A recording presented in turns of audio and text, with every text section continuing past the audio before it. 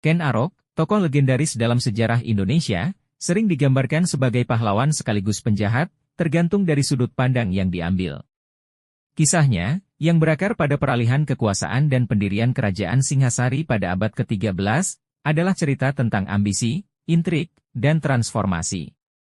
Ken Arok lahir dari latar belakang yang sederhana, dipercaya sebagai anak dari seorang wanita pengembara dan dewa, menandai hidupnya sebagai takdir untuk keagungan. Dibesarkan sebagai anak yatim dan kemudian diasuh oleh serangkaian orang tua angkat, ia tumbuh dalam lingkungan yang penuh gejolak di Jawa Timur.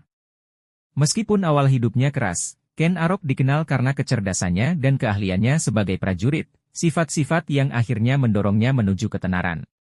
Kenaikan kekuasaannya dimulai dengan pertemuan penting dengan Tunggul Ametung, penguasa Tumapel yang berkuasa. Ken Arok, didorong oleh ambisinya dan sebuah ramalan yang meramalkan pemerintahannya, merencanakan untuk merebut kekuasaan. Ia mencari seorang pandai besi terkenal, Empu Gandring, untuk menempa sebuah keris ajaib yang diyakini memiliki kekuatan supranatural. Namun, dalam ketidaksabarannya, Ken Arok membunuh Empu Gandring sebelum keris tersebut selesai ditempa, mengutuk senjata itu dan pemiliknya di masa depan. Dengan keris terkutuk di tangannya, Ken Arok membunuh Tunggul Ametung, menikahi jandanya, Ken Dedes, dan menyatakan dirinya sebagai penguasa Tumapel.